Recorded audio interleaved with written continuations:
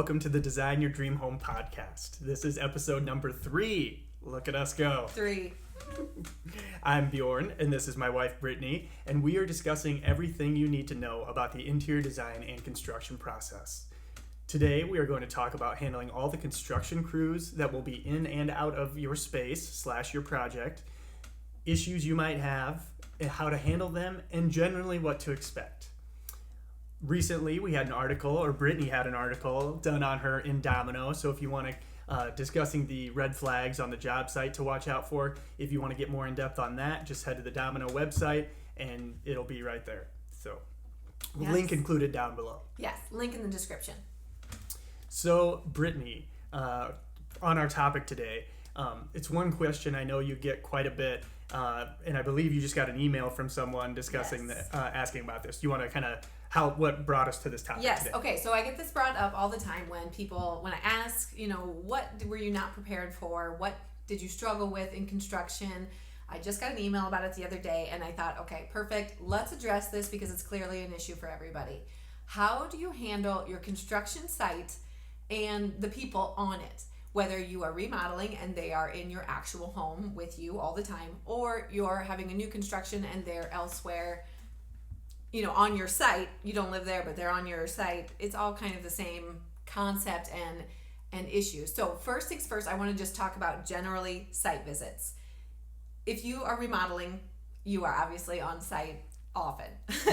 More often than you want to be, probably. So it's less about that when you're remodeling, but if you're building a new construction project, you're going to have to go to the site, and it's going to be somewhere else. To be clear, usually while you're remodeling, you're living in the space. Yes. That probably seemed obvious, but just to make sure. Yeah, that's what I mean. If you're remodeling and living in the space at the same time. You're actually living in the space. Because, you might buy a new project and remodel it somewhere else while you live in your space too. Yes, thank you. Good clarification. Not a problem. All of the ways that you might live and work during construction apply to this conversation. So site visits, you need to go at least once a week, if not every time a new crew shows up, is how I like to schedule it for myself. Absolutely. Anytime a new crew comes, you want to just be there to make sure everybody knows what's going on.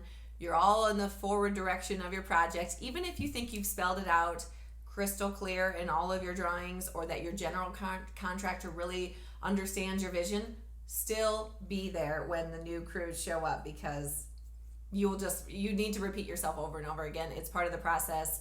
It's an unfortunate part of the process, but it is part of it, and just plan on doing that. So whenever a new crew arrives to your site, if it's your plumbers, your electricians, your framers, your roofers, whatever.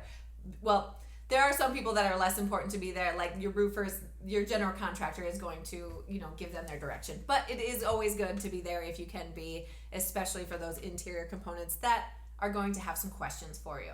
I think that also helps set the tone with your crew, and not in a bad way, not that you're lording over them, because I know you talk about this in your course. You don't want to be in their way. You don't want to take up their time. Yes. But setting kind of a cadence, you'll get to that later, but just having them know that you stop in often, and who knows what you might catch on a random thing of like, oh, I didn't know that was something I wanted, or they're like. Exactly. It's just as much about making sure checking you're in. all on the same page, so that their concerns are being addressed, your concerns are being addressed, things you didn't think about, things they didn't think about. It's just dotting all the I's and crossing all the T's, this conversation before you start. You are a resource for them. Yes. You're both resources for each other. They're going to have questions. You're going to have questions. It's Get your them project, out in the first meeting. your yes, site. It is your project. You are hiring them to complete a job on your project. So be there to help give direction, to help answer any questions, and just to be part of your project. It's totally okay to be part of this process. On that note, you do not want to be at the construction site all the time. These people know what they're doing in general, and they have work to do. And so be there, get it started, and then get out of the way, basically.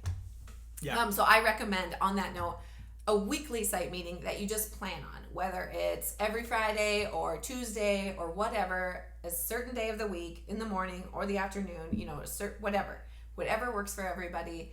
Make a scheduled meeting and always have it. Yes. Were you going to say something? I was just going to say routine is great. Yes. And then when they count on it, like people look forward to that. It's, yes. You know, you don't need the whole crew there, but Right. like the general contractor, you mentioned that. It's almost gotten to be, it's a pretty regular thing for me on all my construction sites that the contractor hangs a piece of paper up, or it's an old drawing or something, and they're taking notes on it all week about questions that they have for me. Instead of us emailing and texting every day about tiny little things, every time something is a question, unless it needs to be answered immediately, but most things actually don't if they are thinking forward like this, like I asked them to be.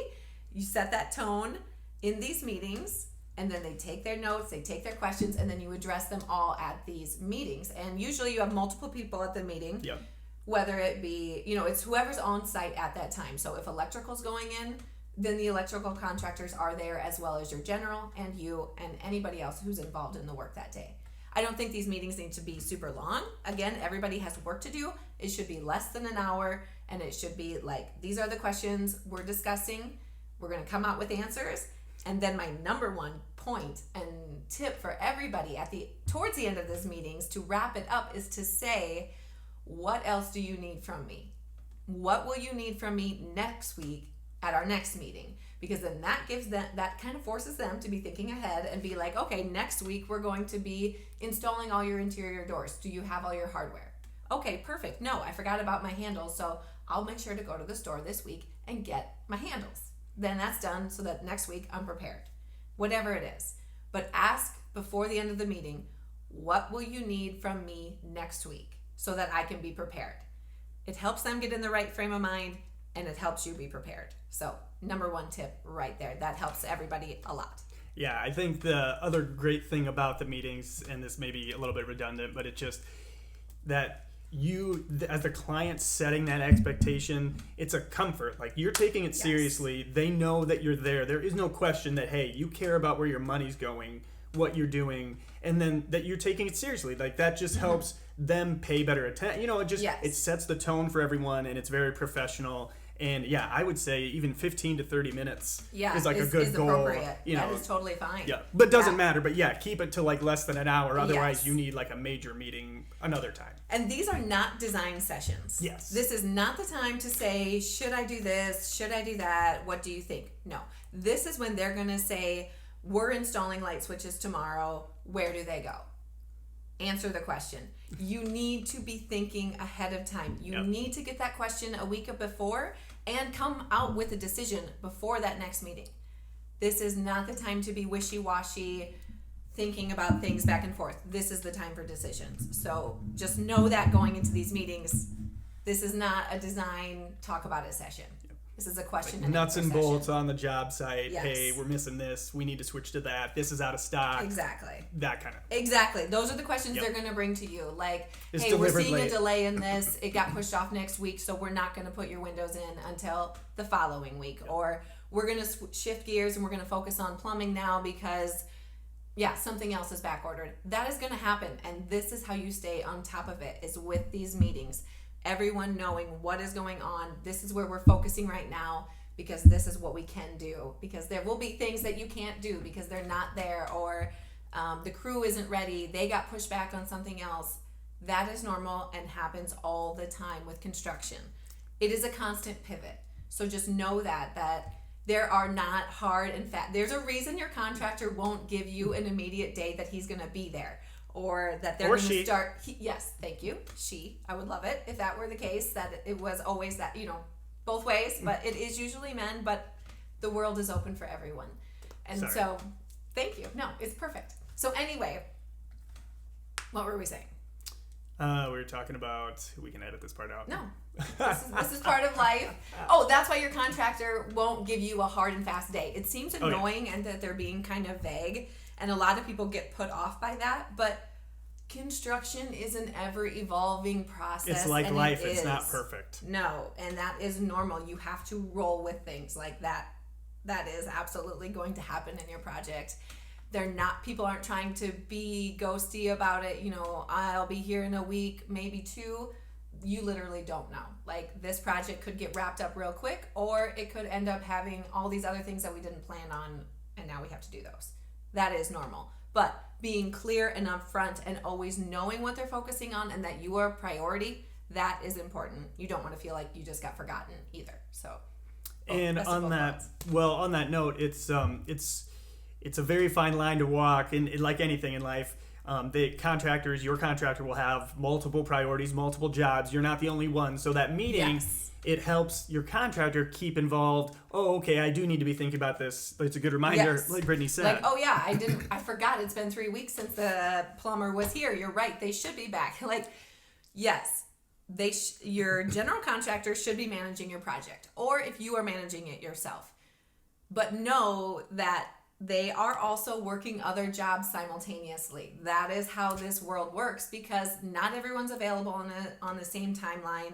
Things are always moving, shifting, so Every they're day working is a where they can. scheduling, juggling act. Yes. I mean, So know that if you are getting upset about the scheduling of your construction crew, that is life, unfortunately. It shouldn't be all over the place. You shouldn't be waiting all over, but delays will happen, and there will be times when your site is not moving.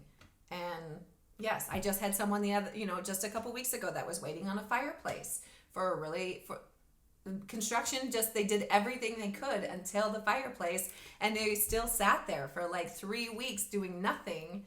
which feels like forever. Which feels like forever when you're in the remodel, but unfortunately that is the world of construction, and that's not unusual, unfortunately. And it's also good to be priority with your contractor, but to also, it's a give and take. So if something pushes on your job and they can't really be doing much, but they could be somewhere else, let them be somewhere else. Right. Like, don't waste time and money. You'd rather them be as productive as they possibly can be Yes. while you're paying them. So if you have to wait an extra week or two, but then everything's there, they can do it all at once, and they'll also appreciate that you let them be Efficiency. most efficient as well and go do another job, because they don't want to pack up and have to go between 5 different jobs every week. That's a great point. Yes, absolutely. So, we think all about. want to be really particular about our projects, and you absolutely should be. Because this is your project, it's your home, it means a lot to you because it's very personal and you're spending a lot of money typically. So don't think that, it's not that they don't love your project, but it obviously means more to you as the homeowner. So just take that in mind a little bit, that this is their job and they are running multiple jobs at one time. So, And let's talk about yes. them, their so now job. let's talk about the your construction crews. crew. Yep. Yes, thank you. Okay, so what to expect from your crews. First of all, let's talk about when they're going to show up. Any time of the day. At any point of the week. It's not like a 9 to 5 Monday job. Construction happens when the sun is out and the weather is good. So be prepared for that. They might start very early and it might be really loud. So it is your job as the homeowner to prepare your neighbors for this situation. Have a discussion with them. Provide drinks and coffee to your neighbor. Whatever it takes to keep them happy during this project is just as important. That is your responsibility as a homeowner. Yes, you want your crews to respect your neighbors, keep the noise down, clean up after themselves, all that, and I'm gonna get back to that. But ultimately, also, that's your job, unfortunately. So hopefully, you are all working together to keep the peace for everybody, but creating the correct expectations for everybody about what's going on today, especially as more people are working from home. That noise matters all day long. Yeah. Be upfront with people about what's going on. But construction has to in your happen. project. You can't hold your life off. Yeah, and they're not going to stop because your neighbor has a Zoom meeting. Like, you're going to have to negotiate that somehow and walk that line if you have close proximity neighbors. So that is something. So they'll be there early in the morning. They could be there in the afternoon. They could start at 10 o'clock. Who knows? Every crew is different when they come, when things are available, and that is something to be aware of. Yes, you want to get them there, you want them working, but it's going to happen whenever it can happen. And then once you get them there, do you feed them? Yes. Do you... Okay, so people will ask, should I offer drinks, food, my bathroom, all that kind of stuff. It's totally up to you, and as the job site, it's up to you. This is their job. So you come prepared to your job, they come prepared to their job. You don't need to offer them food or drinks or anything. You're not a hospitable guest. You're an employer. They're working on your job. Yes, it's great to offer, a cooler of Gatorades if it's super hot, or if you want to bring out things, a snack at some point. Awesome. That's nice. But you're also interrupting their day. They have things to do. They don't need to be chatting. You want them to get work done. So it's a give and take, a little bit of being hospitable but getting out of their way. And then on that note about the bathrooms, so that's something to clear up, I think, from the beginning with your general contractor and or if you're managing it yourself with the crews of what you expect on your site, especially if you're remodeling it in your existing house. So a lot of construction sites don't even have the water on, power, anything. If it's a new site, there's nothing there for a long time. So there is no bathroom. So be prepared for that if you go for a site visit. Probably a porta potty on site. So a lot of construction companies will have a porta potty delivered to the site, and that is the bathroom that the crew is using. If you are managing your own project and you don't want them using your existing bathroom, get a porta potty. That's what everybody uses. That answers the discussion. They're not that expensive. They can get delivered to your site, and then they come and pick them up. You don't have to do anything but pay for it. So if you're real stickler about your bathroom, that's how you handle that situation. Yep. Or if you live in like a condo or some sort of situation like that, spell out where there's a public bathroom, and then that's what they get to use. Or whatever it is that you prefer, just make that clear and just set those boundaries. This is what I expect of my crew. Communication all the time. So being very clear with the way you expect your project to be run.